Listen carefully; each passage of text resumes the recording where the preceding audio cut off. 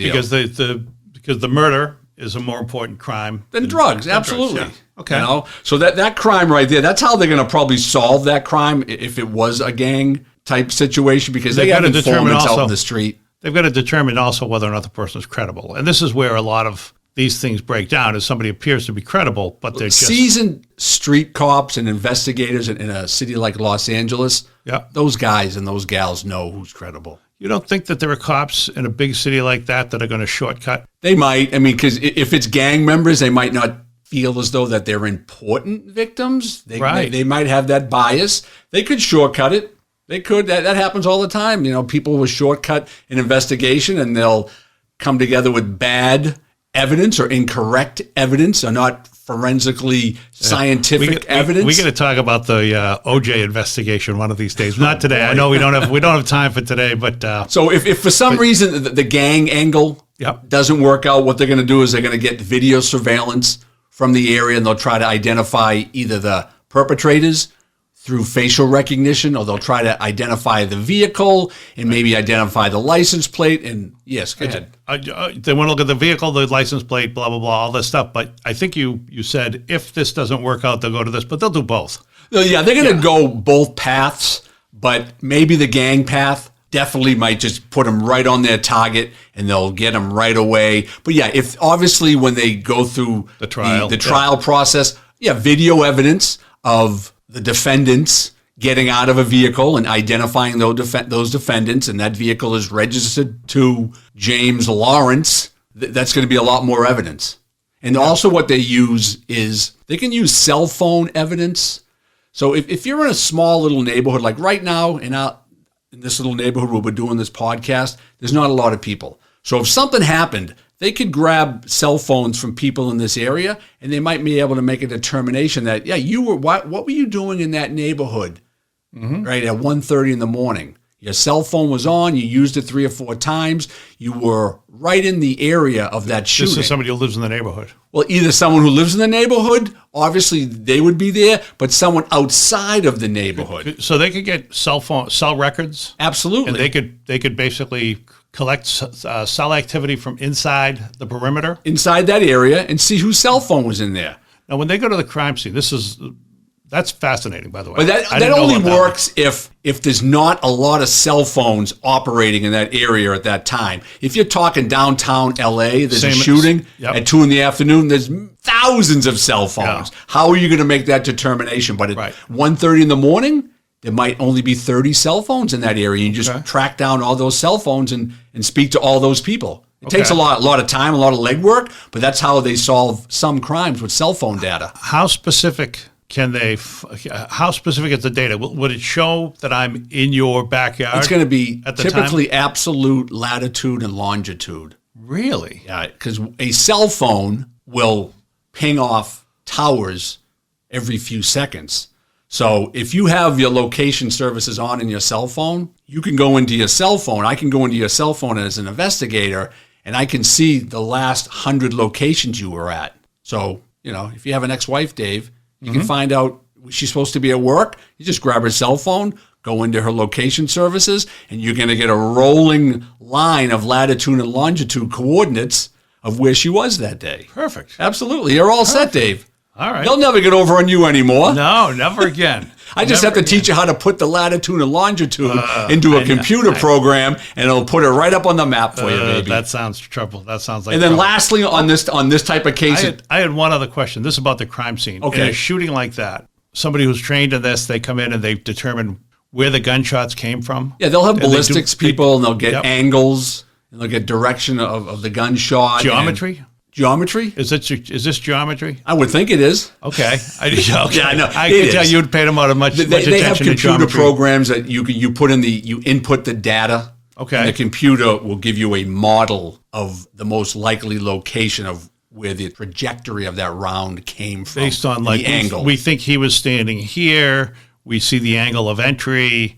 And so based on the angle of entry. I'm thinking this was like an ambush attack, and I think they just opened fire on them. Multiple people? You could, 4 people killed, multiple people shooting. So you could have a whole bunch of gunshot wounds. But with that, you might have DNA evidence.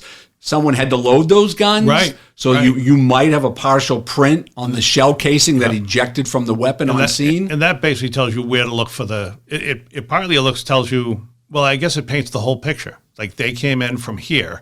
Here's the video. They came in from the west side, the road on the west side. We've got some video surveillance, and it shows this car with this license plate registered to this person, whose fingerprint is also on the bullet, which we found right here. And then the cell phone data says that person was within 100 yards of this house at 1:30 in the morning. And there's a text on the phone that says, "Go kill those people."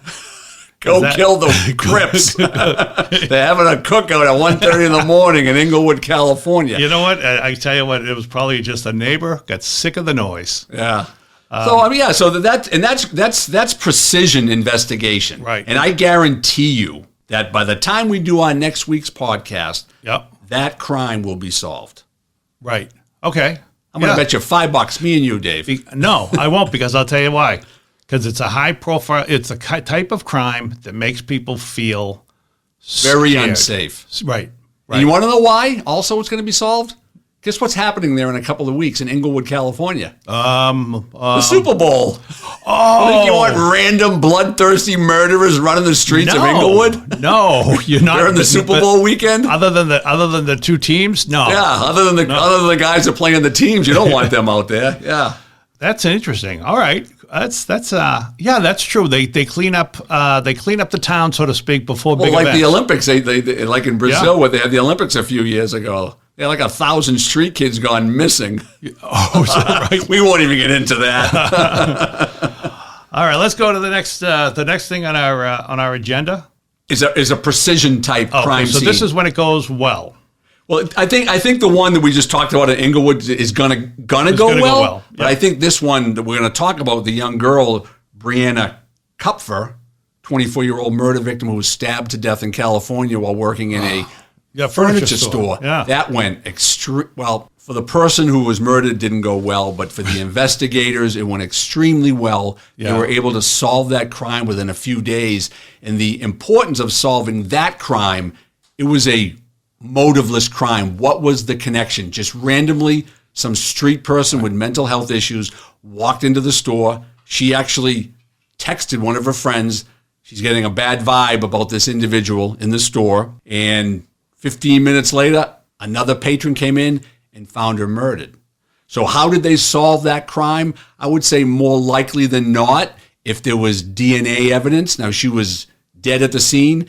Did he do some sexual crime on her and leave some DNA that way, if that's the case? If he's been arrested before, if you've been arrested or spent time in jail, they have your DNA. You're in the database. Yeah, so they could have got him through DNA database. Yep. They could have got him through forensic evidence, whether it be a hair or a fingerprint on scene. But I think what they showed on TV is that he had gone to a couple of stores prior to that, and they had some photos of him. Now, can you get facial recognition from someone who has a mask on their face? It would be very difficult because facial recognition software looks at noses and mouth and eyes and ears and all that stuff. So it would have been difficult. But I think that was probably solved either through DNA or just really good street cops. Because when I saw the video myself, I looked at the kid walking, and he had a really weird gait. Yeah. He walked weird. His left leg, when he was walking out of the building, walking down like an alley, I saw him walking, and his left leg was just weird the way he walked. And I said, you know something? A good street cop who knows the area, who knows the people in that area, especially the homeless people and the mental health type people that hang in that area, a cop will know that person. And they found out who that person was. Right. Then they put a bolo out, be on the lookout for, and they put out a flyer with his picture and his name and his description. And a concerned, alert citizen found him sitting on a park bench, and they arrested him within a few days after that. So that's something that went really well after the fact. Right. It doesn't always work that way. Horrible. But the crime scene investigators in that crime really had to act quickly and get the information really fast out to the public, because if they didn't, there was a random motiveless crime, another person probably would have been killed within a few days after that. Oh, because this is what I wondered, whether or not they know or whether or not they would suspect or they should suspect that this was this guy's first. Yeah, I don't know that they have unsolved. In L.A. there's a lot of murders, so they very easily could have other crimes they're trying to link him to. But if that was his first, and he has that obsessed serial killer mentality, he could have killed two or three or four more before they found him out. So they found the person. Did they have video in the store? Of the guy with they didn't release the video in the store. Okay. I don't know if they have video in the store. So if they did, they probably wouldn't have released that. Yeah. Because that's horrible. Yeah, they're not going to show that. It would have been a horrible video to see. Yeah. But they had video. He was in like a 7-Eleven. Am I correct to say that there were a lot of murders that are caught on security videos that are never released because they're horrific? Yeah, you're not going to get them. But unfortunately, if someone gets a hold of it, YouTube, Facebook, TikTok, whatever, people put them out there. Yeah. They're not supposed to put them out there. Faces of death. Faces of death, absolutely. It's horrible. I have a friend. There was a killing in New Zealand.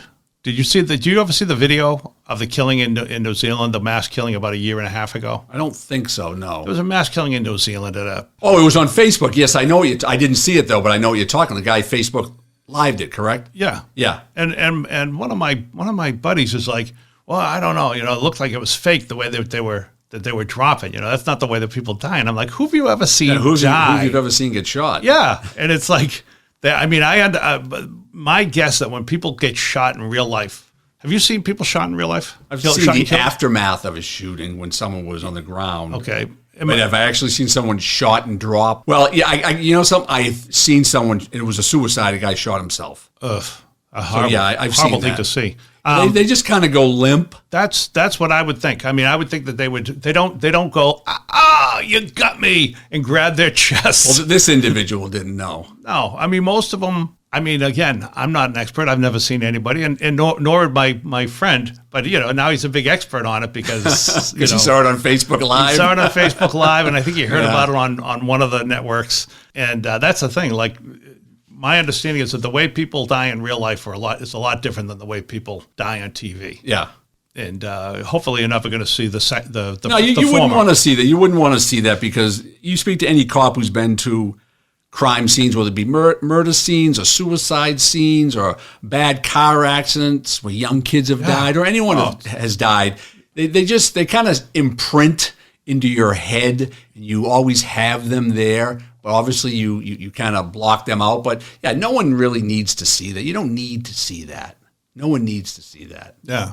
It's not a good look. It's not a good memory to have. That's why I drink 5 days a week. No, I don't. From morning till night. Sorry to bring that up. All right. That's okay. So it's really simple, by the book.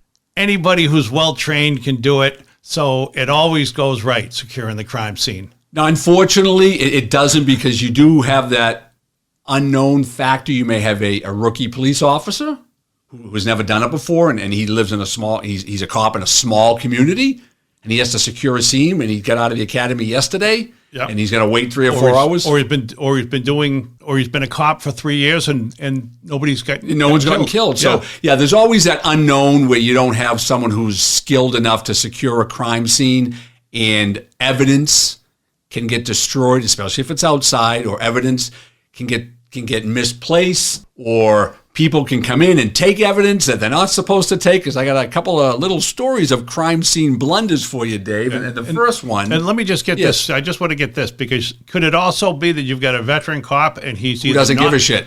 Yeah, or he's either not good at what he does, or he just doesn't care. Either that, or he's a suspect and he's investigating his own wife's disappearance. Oh, I like that. So what you're saying is, if I want to murder somebody, I want to join the force. Yeah. No, I'm sorry. Go ahead. So tell me about some blunders. So a blunder that when I first came on years ago, there was a nice neighborhood, wealthy neighborhood. The mother and the son came home. Son was around 15. Mother was in her 40s. Came home, found their father dead at the bottom of the stairs.